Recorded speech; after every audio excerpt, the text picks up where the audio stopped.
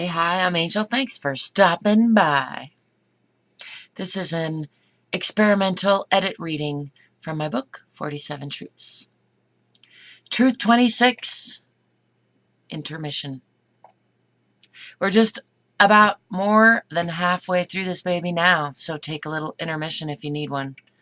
No, really, I'll wait. Cue the music, Alex. What can we do for an intermission? A song? A dance? A meditation? A story? We can let Grandmother Spider decide. A story about dragons, perhaps.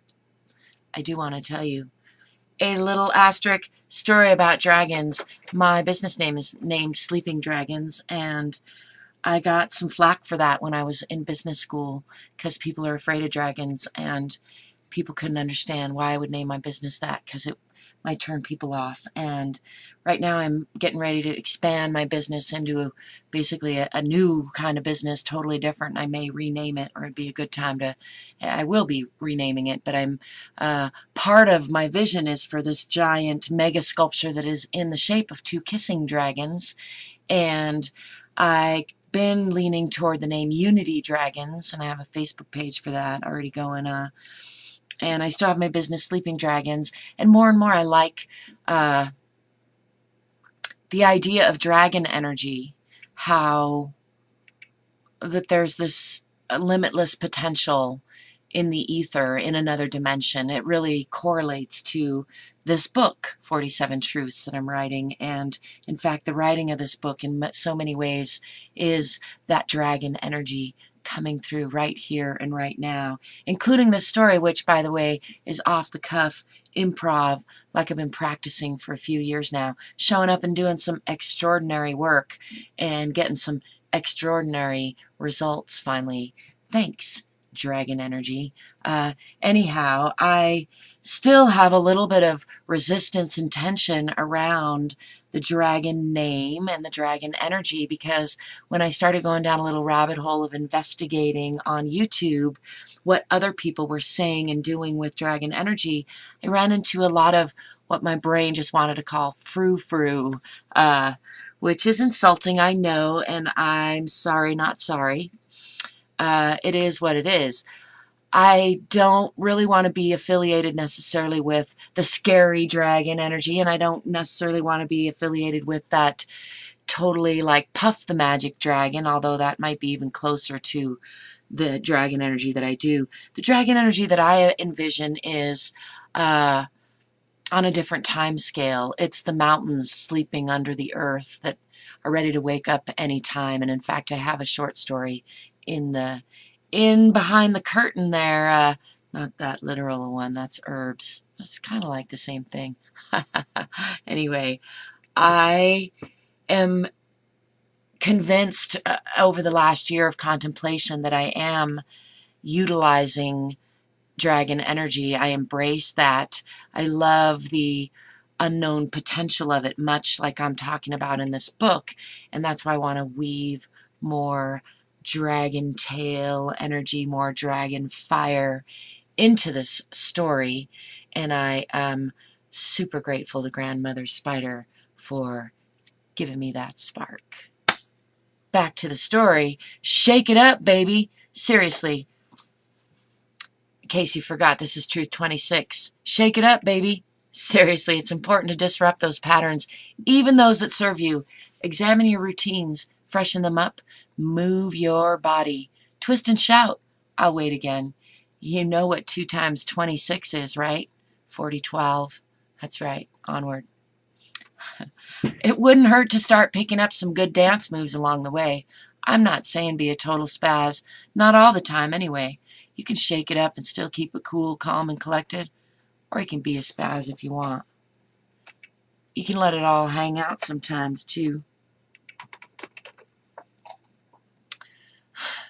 Try out more than a few different styles and techniques. Go with whatever suits you. Let yourself be uncomfortable sometimes and see how that changes you. This reminds me of a time I rode my snowboard with my bindings in a fully bidirectional position, 15 to 18 degrees out in a weird horse stance for a few years. My riding buddy at the time, every now and then as we progressed, would say, "Hey, You should try setting your bindings more unidirectionally sometime and, just see how it feels. Or even just a little switchy, like 8 and 18.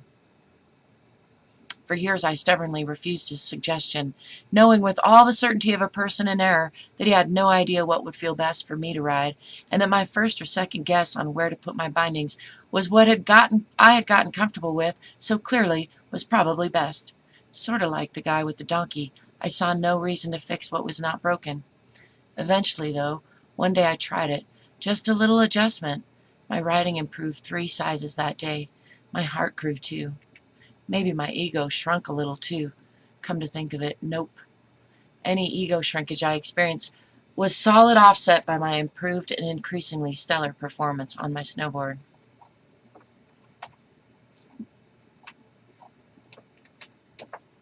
Her name is Huckleberry, by the way. I've been rocking that same layout for now another couple years. I just realized I have some new binding configurations in my near future to try out. Rock stars aren't afraid to try new shit. In snowboarding, they say, if you ain't falling, you ain't trying. Back to my point. If a pattern is delightful, then smile and keep it around. If the pattern is making you cry and scream, then rejoice. You have identified an area you can make positive change in your life. Growth is upon you, imminent. You can face it, embrace it, run away, try to hide from it, try to drown yourself in whatever, water or whatever. Good luck. I don't think any of us can escape your own truth, our own truth. Once you catch a glimpse of that man behind the curtain, you can't unsee it. Once you realize the man is really you, it might be shocking at first. You might resist the whole idea. You will probably grow. You might find out you already have a heart, the brain. In any case, I didn't finish that analogy. For the yellow brick road, somewhere it ends. I don't know. In any case, try to relax. It'll get better, or it'll get worse. And you get to make choices, align yourself, and get playful all along the way. Lucky me, I was thrilled to see a bit more behind the curtain. As disillusioning and disappointing as it may be at times, the truth does seem to set me free. That might be for another chapter, though. We'll have to wait and see. My outlaw nature story? Repetition doesn't create memories. New experiences do. Brian Chesky. Creativity involves breaking out of established patterns in order to look at things in a different way. Edward de Bono. I think music is an instrument. It can create the initial thought patterns that can create the thinking of the people. John Coltrane.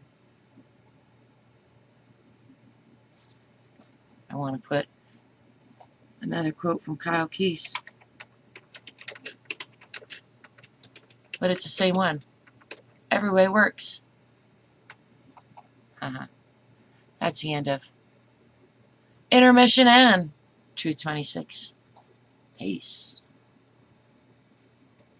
Oh, don't forget to subscribe and also check out my other videos. Stay tuned for Truth 27. Coming soon to a video near you.